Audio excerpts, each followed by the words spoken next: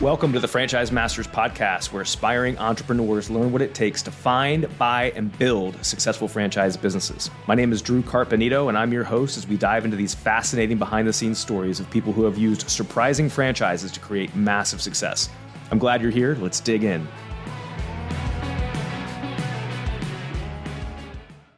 Welcome to the Franchise Masters podcast. Today, I am joined by Kevin Wilson, who is the chairman and CEO of Buzz Franchise Brands, which is a very interesting company that has a number of franchises that they are growing and expanding under their portfolio. So, Kevin, welcome. Glad to have you.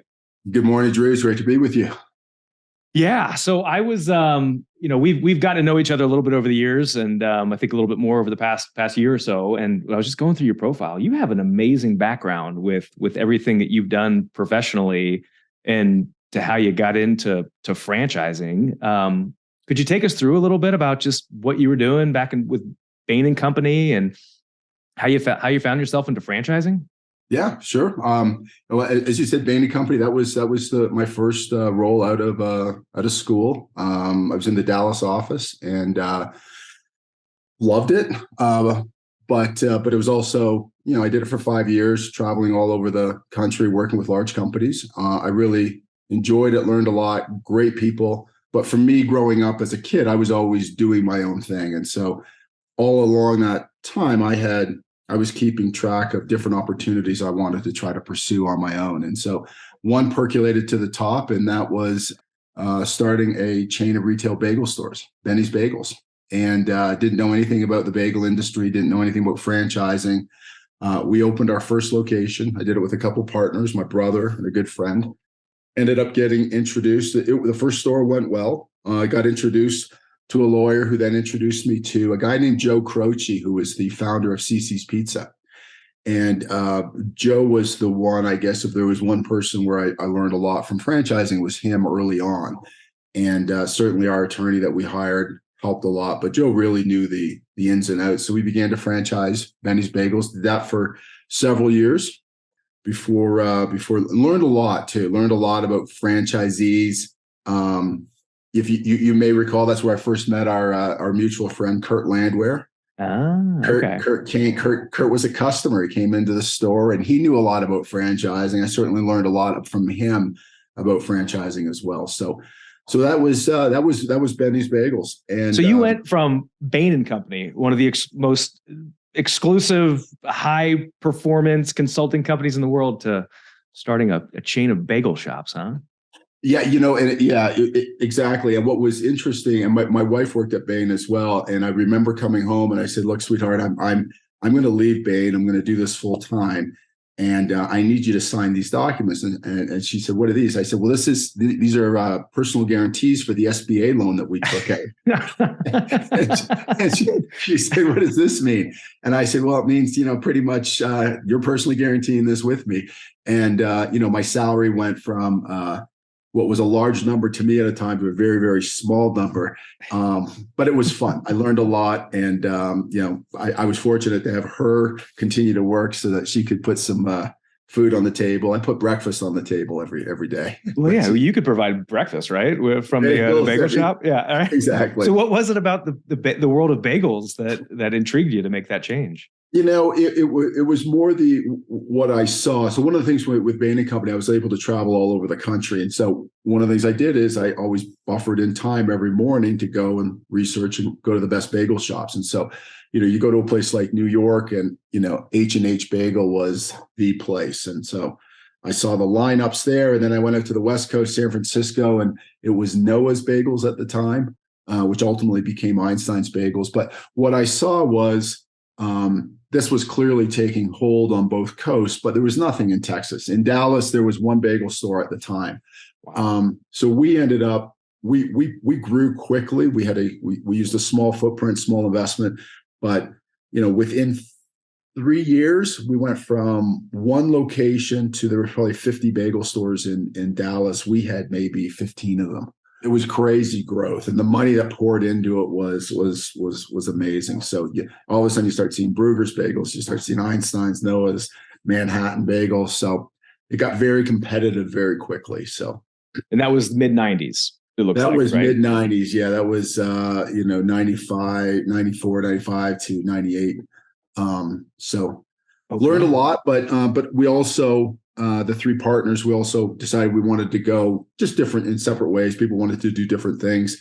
I ended up getting recruited by a former Bain Company partner, Bain Capital partner, who had just taken on a role of CEO of South African Airways in Johannesburg. And this was at the time when apartheid was through, Mandela was just turning over power to Mbeki, and South Africa was now entering the world stage again, and they wanted to privatize some state-owned assets. And one of the largest state-owned asset was the flagship airline, South African Airways. So my role initially, and what attracted me to him was the my background at Bain in the airline industry. I didn't mention that, but during Bain & Company, a bulk of my background was airlines. So it's not like I went from bagels to airlines without any experience. So I ran the cargo operations of the airline, about 1,000 employees, and that was heavily a sales and marketing function with some warehousing. And then shortly thereafter, he gave me responsibility for the maintenance of the airlines. And that was a much larger job. That was about 3,000 employees. I had 2 unions. That was a job that pretty much every night I'd go home and I'd have a headache from dealing with a lot of the issues. So, but like they say, what doesn't kill you makes you stronger. I learned a lot. I was young at the time. I was probably 30, 32 or so. So learned a lot and really enjoyed it. I mean, professionally, it was a really big opportunity. And we had some good success with the airline as well. Really brought it back. Wow. I would imagine there was a lot going on, a lot of dynamics with not just the privatization of everything, but all the politics and the country going through a big change. It was big. Like those 2 unions I mentioned, literally it was a white union and then a black union. And it was trying to, corral the people to, we did it this way historically. Now we're going to move and do it this way. And there were a lot of things the airline did very well. There were a lot of things it did well, but it was also very expensive. And so we had to outsource some things. So, we went through some layoffs. So there was a lot of things that we had to do to get the airline sort of fit, if you will, or healthy. So. Were you commuting from Dallas to South Africa? No, I moved to Joburg. My wife was there. Yeah, we had our first son. Yeah, our son was born there, so we were all in for a few years down there. Interesting. Yeah, that'd be a heck of a commute. That makes sense. It would be. It's a long flight. In fact, I think we had at one point it was one of the top 3 longest flights in the world from Atlanta to Cape Town. I think it was a 17-hour flight. I bet. Yeah, interesting. So you did that for a couple of years, and then what was next? Years.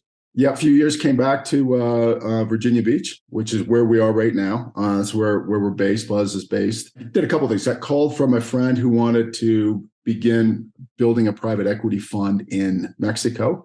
So I began commuting. This one I did commute from Virginia Beach to Mexico City. We raised the fund. I went and I began, typically private equity funds have opportunities brought to them. One of the things we did was we looked at industries that we had some familiarity with. So I looked at the airline industry. And the one thing that I noticed about the airline industry was there were 12 airlines in Mexico at the time, but none of them were that great, to be honest. And there was not one that would be classified like a Southwest Airlines was in our country at the time, or like a Frontier or a Spirit Airlines. And so I wrote a business plan for the creation of a new airline in Mexico, and I got my fund to back it. We put $25 million in. We went to a couple wealthy Mexican business guys who put the same amount in.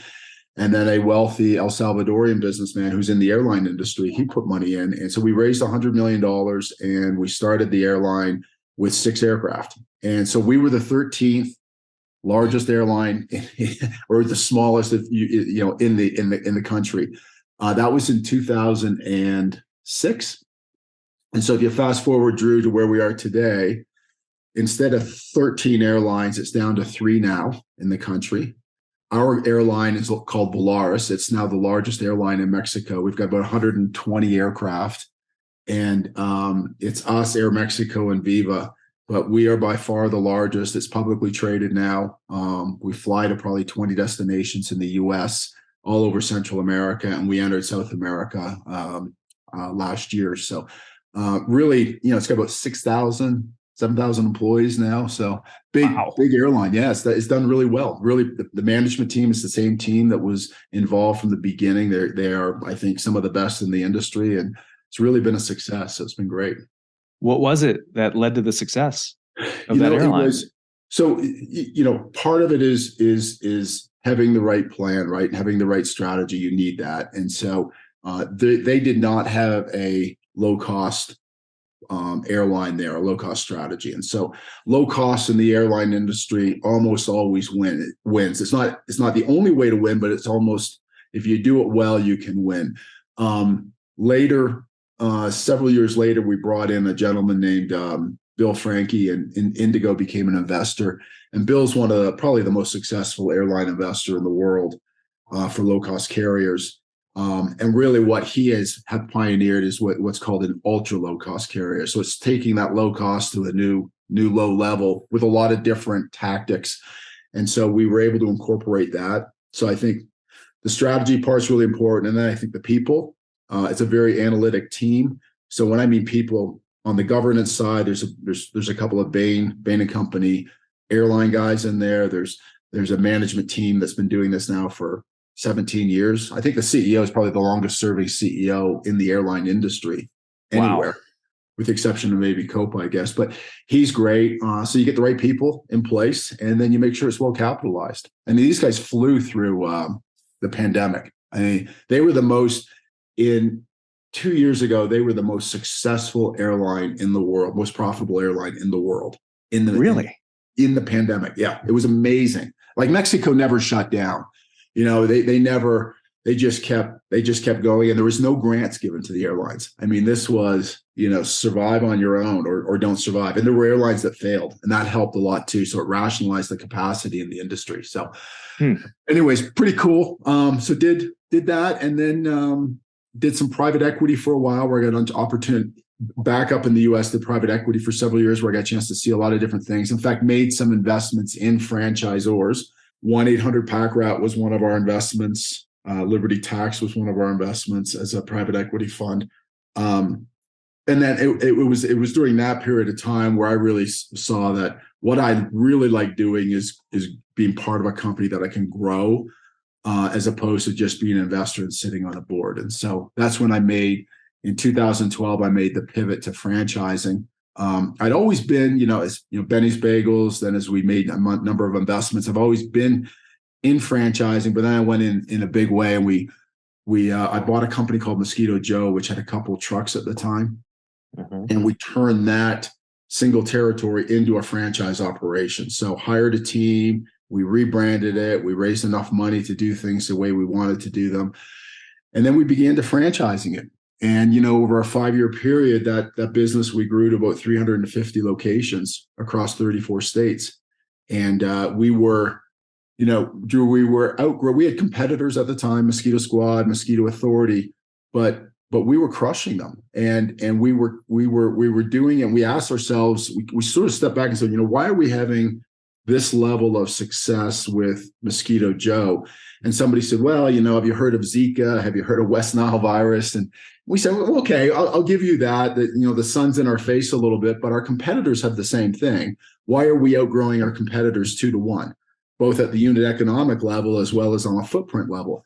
And what came back from that was, I think the team we hired and then the support structure we set up. So our franchisees were being very successful. And part of it was, we had set up the model so that, they got a lot of support rather from us in a number of different areas that were important to allow them to really focus on serving the customer and taking care of their employees. And so that's those learnings from Mosquito Joe really set the stage for adding our other brands, British Swim School, Home Clean Heroes, Pool Scouts, and our newest one, Grand Illuminations. So, but it started with Mosquito Joe and that core team. That's amazing. it's never like one thing, right? That leads to success. It's usually doing a lot of the little things really, really well. Yeah. From what I've heard about you guys, and I've been following you for a while, like that seems like a very like Mosquito Joe, like very advertising driven business at first, right? To get the customers, and you guys are pretty savvy in terms of how you go about customer acquisition and the different methods that are out there, including like EDDM, direct mail, kind of stuff combined with like the digital. Do you think that like your focus on sophisticated customer acquisition strategies played a big role? Yeah, there's no, I mean, if one comment that we always hear when people describe any of our brands is sort of high growth, and we are all about high growth at the unit level, and our view is, I guess, you really, a business isn't going to make money for the first 12 to 18 months. There's the odd one that does, but then it just sort of, we're on this ramp where we're going to just grow into profitability in a very rapid way. And the way you do that is you establish a brand name in your territory, and then over time in your region, then over time, at a national level.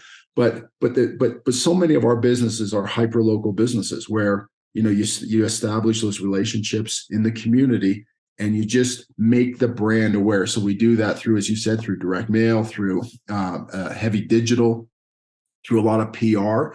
And PR can be very inexpensive with the way that we do it. And so you sort of put these different, pillars in place, and it really increases the likelihood of success for the franchisee. And so one of the things when we got into franchising, we looked and we said, what are the biggest challenges new business owners face? And not just franchisees, but just business owners writ large, right? Like, what is it?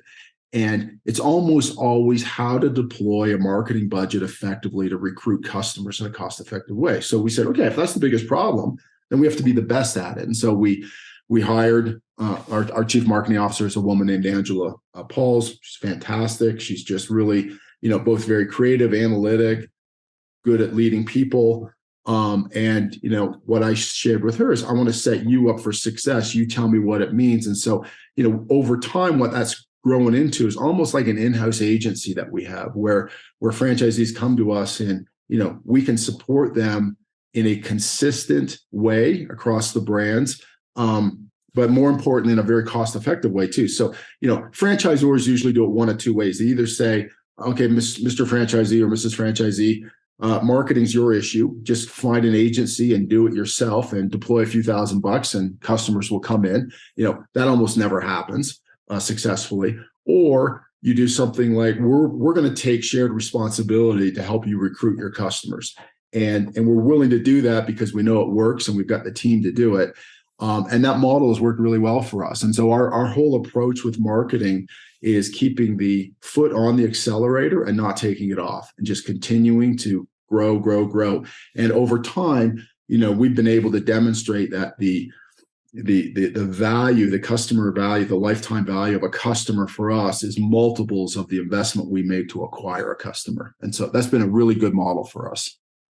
Yeah, it's one of those things that, every franchise company says they have a marketing quote unquote plan, right? But, as I help people, kind of navigate through this to look at different businesses to figure out if there is one that's the right fit, it's kind of getting in the weeds a little bit, because, all these, these candidates get thrown a lot of information at them about these, these marketing plans and these training plans and blah, blah, blah, blah. But I'm like, you really have to look behind the curtain to understand what goes into that plan and who is involved in that plan. Because the plan might be, hey, here's a list of people, good luck, go knock on doors, which isn't a very good plan. Or you can take it to your level where, you've kept it in-house, which I would have to think is like a massive piece to your success, versus outsourcing everything and relying on some of these quote unquote vendors that are out there to outsource a very critical piece of a franchisee's success and the ultimate growth of the entire brand. Yeah, in our view, it's operationally we're very sound. We've got great practices. We got a great coaching model, but the ability to get the phone ring for the franchisee and have the customers, that's a big deal. And so that's something we take very seriously, and we view it as a shared responsibility.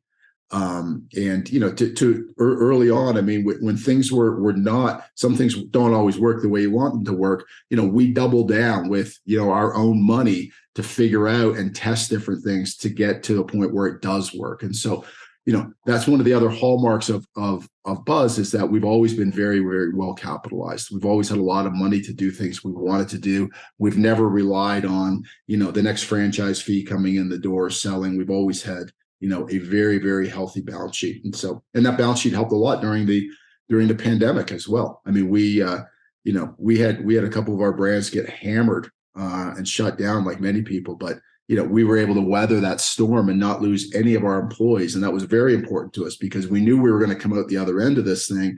We wanted our experienced team in place to really to continue to drive that growth. And, right now, if you look at our three brands, without getting into specific numbers, I mean, record growths across the board on all of these brands. So it's amazing.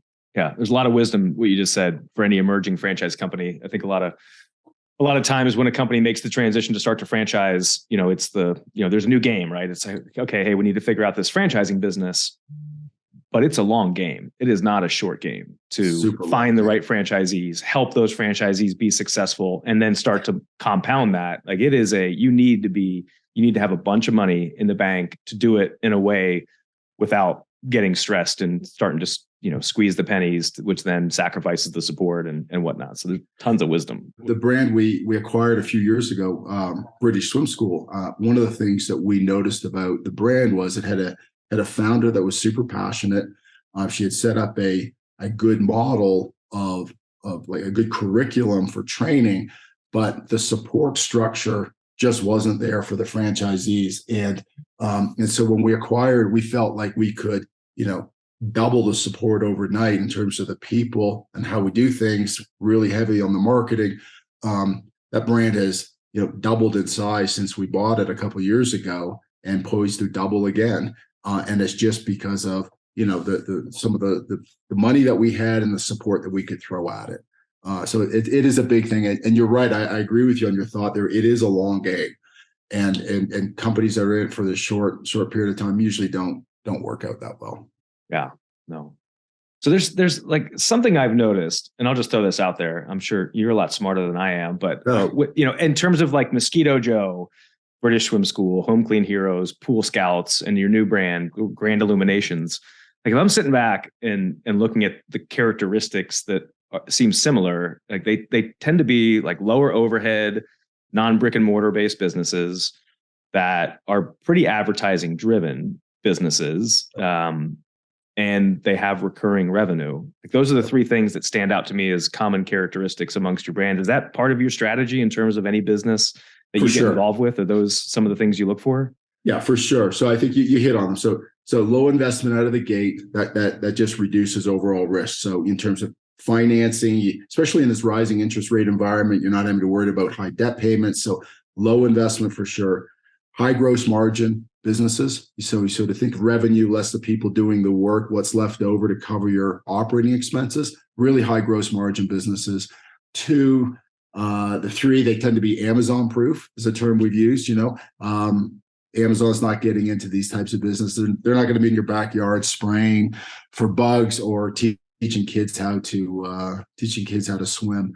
The other thing that's really important to us, it gets back a little bit to what we were talking about earlier, is the customer acquisition part. We do invest dollars to recruit customers, so we want to get long-term value out of that customer. And the long-term value usually comes in one of two ways. The first is just overall retention of the customer. We like to have high engagement with our customers, and so getting in front of them is a very big deal. So like in the case of British Swim School, you could see that customer a couple times a week.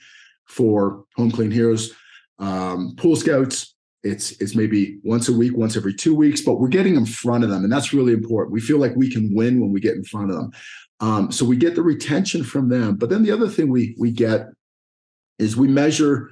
We use the Net Promoter Score across all of our brands, and it's something that's very important to us. And I continue to think it's probably one of the single best measures to determine the success for a franchise business and then for franchisees. And so we generally have high Net Promoter Scores, 60 and above.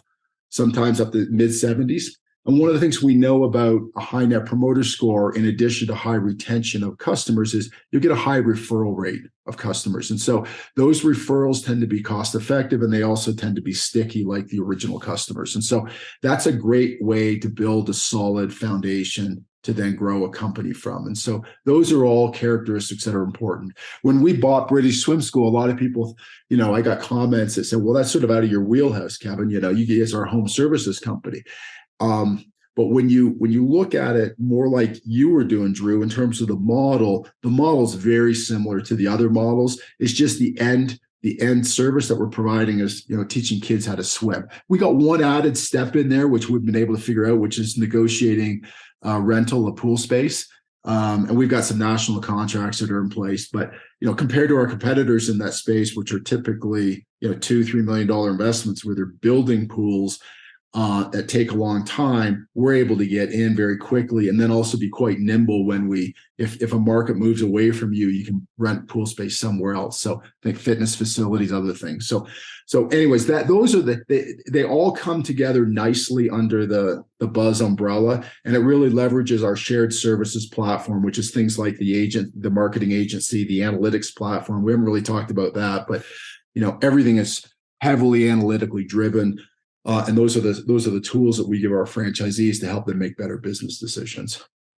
So you find these businesses that, can be overlooked by a lot of people, if you're looking at online at internet portals, I do this every day, right? So people have like an open mind, but it's a great example of like when you start peeling back the onion and kind of looking at these businesses objectively with these really potentially attractive characteristics. And then, in my words, I'd say you guys kind of supercharge the business model, behind the scenes with your shared services model and everything that all the experience and the people that you've put together over the years. It can produce some pretty powerful results. And from a purely entrepreneurial perspective, it can be a very attractive business to own. I mean, look, I'm a big franchising supporter. Obviously, I think it's a great business model. I'm a big believer in the support that Drew, you and your team at Franchoice do. I think you give a lot of guidance and you help people sort of do exactly what you say, sort through this huge.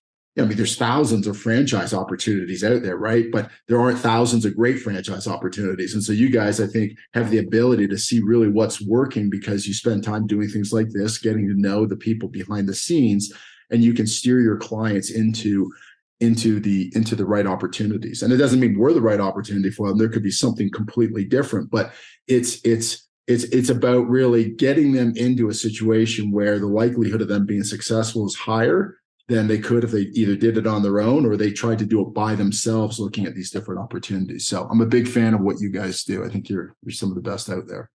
Yeah, no, I appreciate that. I think it's like everything that you've been talking about through your experience at Bain and the turnaround you did in South Africa to playing a pivotal role in the Mexican airline. Like, you look at these businesses like businesses, right? So you're not, yes, it's about the widget. The widget's important, the demand and the place in the market and all that kind of stuff. But like, if your experience you formed certain opinions around some of these characteristics that can make for a compelling business case or a compelling business to get involved with. And the elements are, you need to be properly capitalized, number one, for any business, right? But then you start thinking about these businesses in a different way from a purely entrepreneurial perspective. You're like, wow, okay, that idea of recurring revenue sounds pretty attractive. And right. I mean, again, in the perfect world, I would imagine the lifetime value of a customer for a Home Clean Heroes or a Pool Scouts, as long as you don't screw that project up or that customer gets upset for some reason, like that, there's no reason for them to change, right? They're going to stick with you. And if you start thinking about the math, it compounds over the years that it's a pretty significant number on the lifetime value. Huge number. Can you think of any businesses like Pool Scouts and Home Clean Heroes? I mean, the pool cleaning guy. How many times have we gone like, it's like, oh my God, I got to go find another guy because he's so unreliable. The bar is so low in that business. All you need to do is just take care of the customer. And we have a view, which is, as a franchisee, really take care of your employees and teach them how to take care of the customer, because you can't take care of every customer. Initially you can, but take care of your employees. And the same with Home Clean Heroes. You've got to really do something to make those customers want to go somewhere else, because that's the last thing that they want to do. I can speak from my own experience. I don't want to be looking around, going through, searching or talking to people. Who should I get? I just want to stick with somebody that's good. And once you find them, man, you've got them for life, as long as you keep doing good service. Yeah.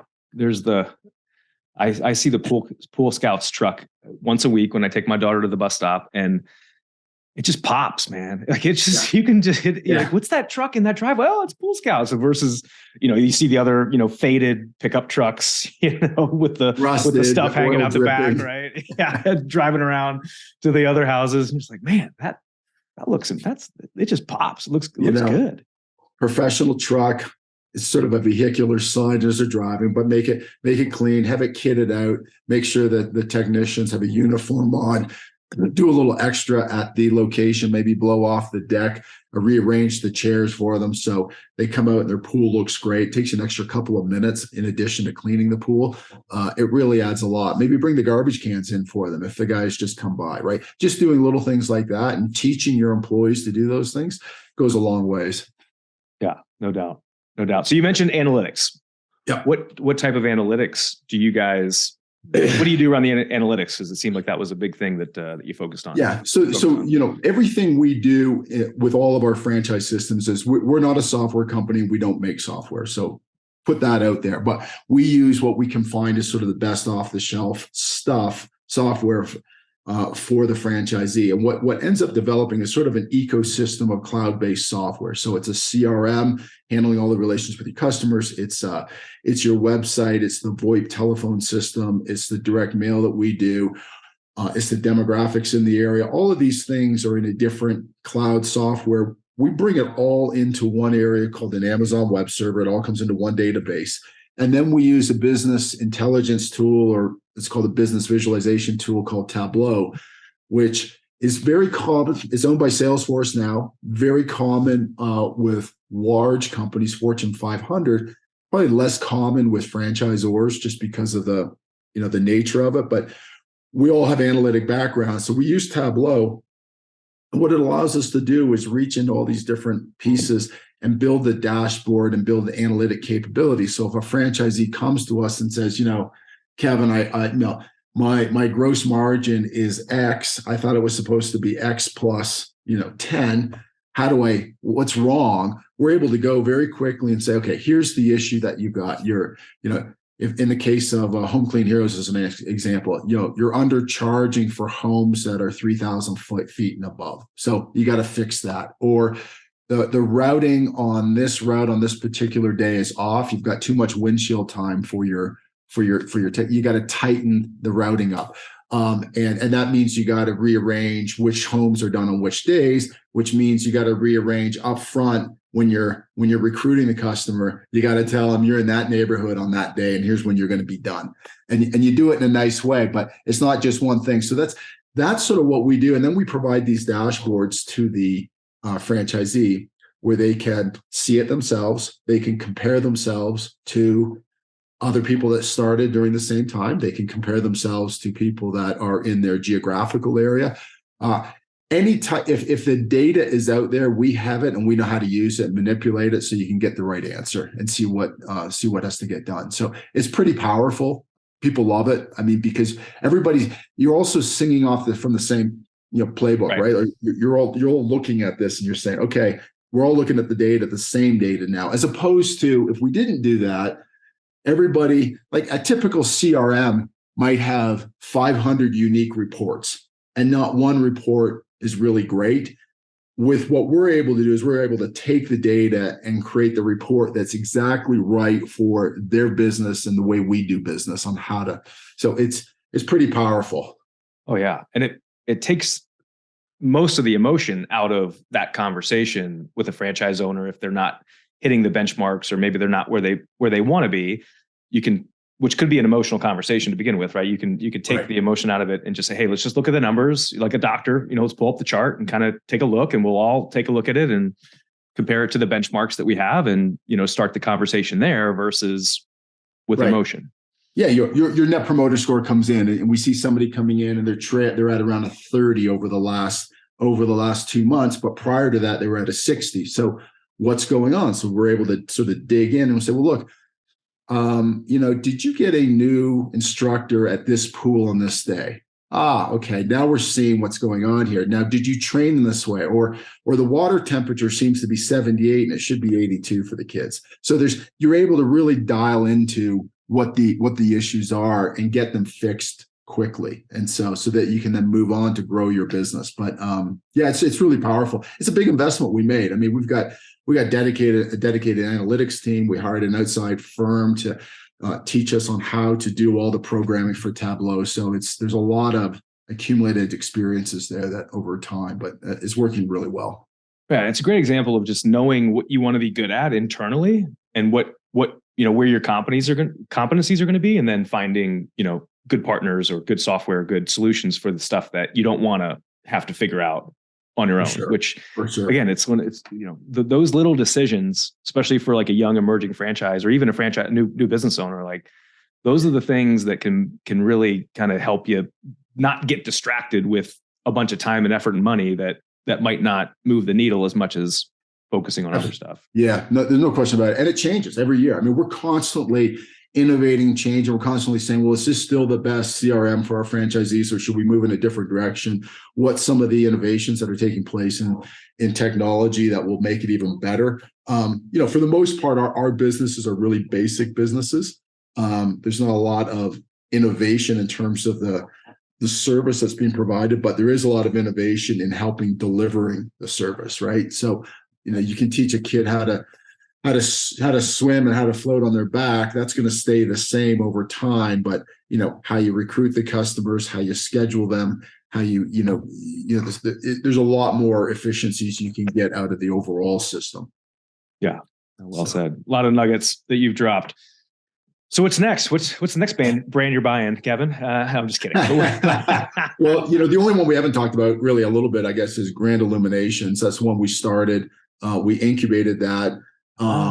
14 locations in our first season, just focused for the most part on seasonal lights, Christmas lights, other festival type lights during that period of time.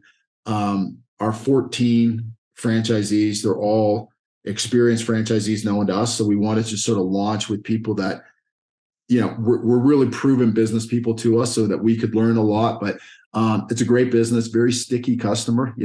For me personally, it was always, the day after Thanksgiving was always the day you put up the Christmas lights. And it was always the one day of the year that I actually wasn't looking forward to. And so I no longer have to worry about that.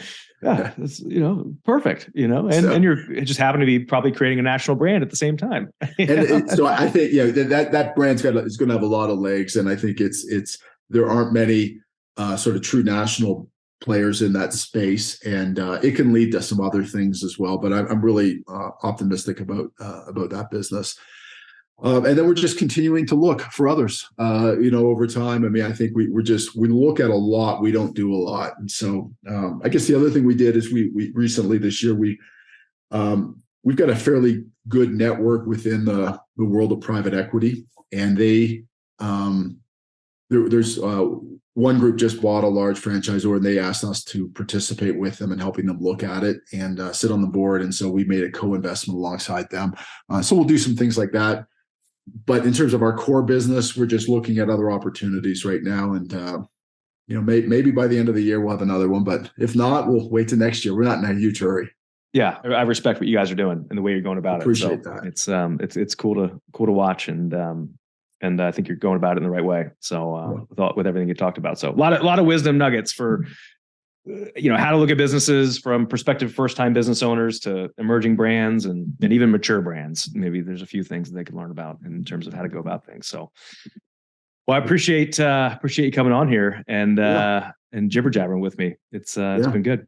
Well, thanks. Really, really enjoyed it. Love what you guys do. Love franchising. So I think it's a great business model for, younger people, for older people that are at the end of their career that want to just continue to do something. I think for corporate refugees, there's a lot of opportunities out there. So, but enjoyed spending time with you today. Yeah. All right. I'll let you get back to it. Sounds good. Take care, Drew.